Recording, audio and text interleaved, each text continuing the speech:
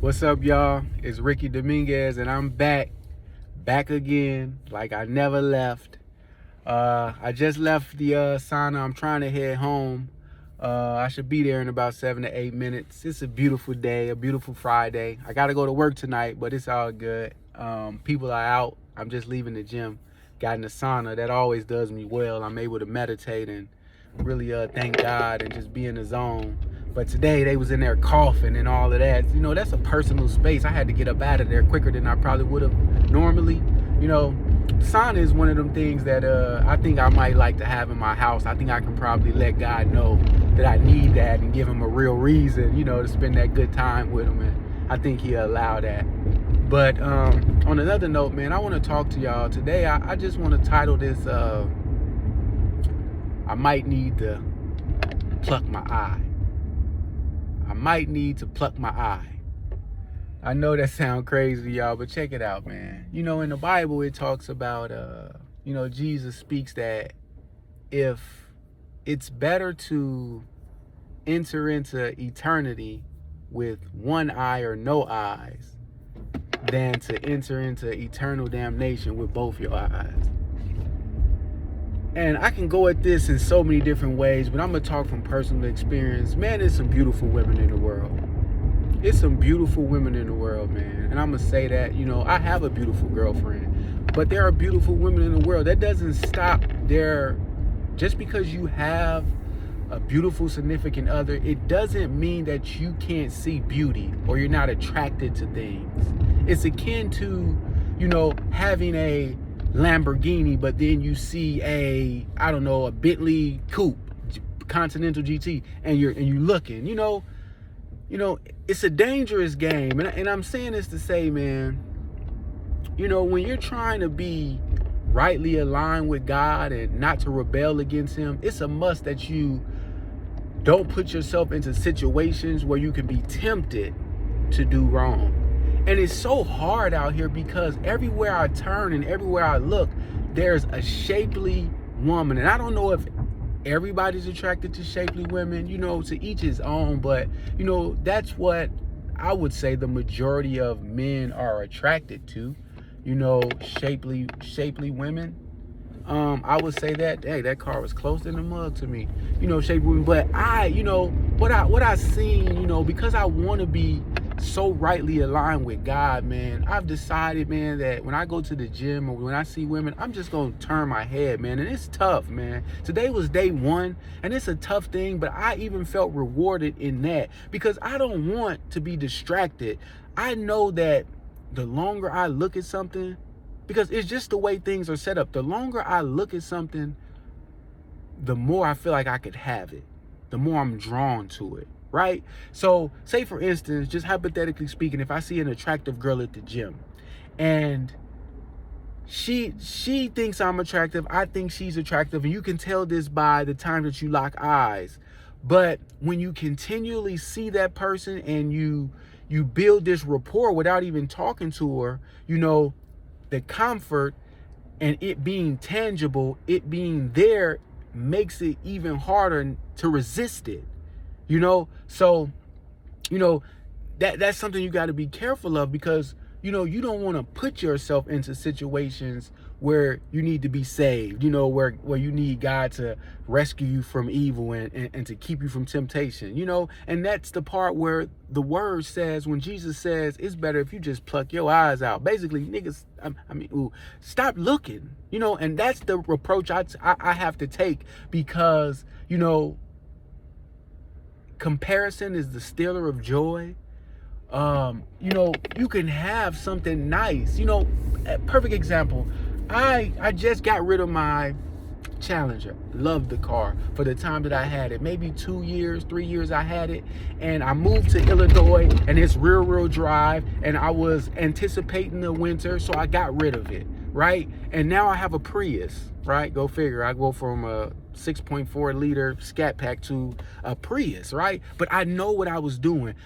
If I'm gonna go all the way. I was looking for efficiency, gas savings. I was gonna be traveling a lot. So I needed something. It's brand new. It's a 23. I was looking for something that was dependable, that was a gas saver, And I'm saying this to say, now, I got exactly what I need and exactly what I want, but yet and still I find myself staring down cars, and then once I stare at them, I get to thinking, man, I want one of those. You know what I'm saying? When really it's the thought of it that I want, but I don't want the gas price that come with it. I don't want the almost idolization that you have when you have something nice that you don't want nobody to touch it. You don't want nobody to scratch up or bump against it. Now you got to park 16 spots away at Walmart because you don't want nobody to accidentally hit it. Those things, those cares, I don't want. I love the thought of having a nice car, but I don't really want one, right? I'm so free with this Prius. You can slam, it's not that I don't find a joy in it. It's just that it's not a scat. You know what I'm saying? I don't look at it like that. And it's freeing, right? So in turn, I have a girlfriend, right? And she is everything that I can need, everything. So when I look at other women, it's like you get caught up in the attraction of it, but it's the thought of it. And the more you look at it, you'll want that thing, and that thing will tear your life apart. You will go after something thinking the grass is greener. That lust, that desire. You have to be very careful and very mindful. That's why Jesus says, man, if that's going to cause you to sin, to rebel, to do things that'll stop you from being rightly aligned with God, and in turn will stop your blessings, will stop God from just pouring things on you, then you better pluck your eyes out. It's that serious.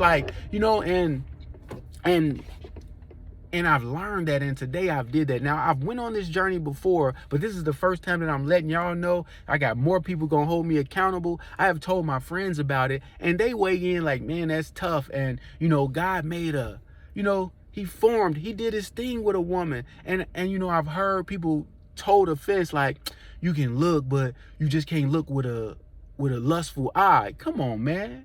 Like, come on. Like for real?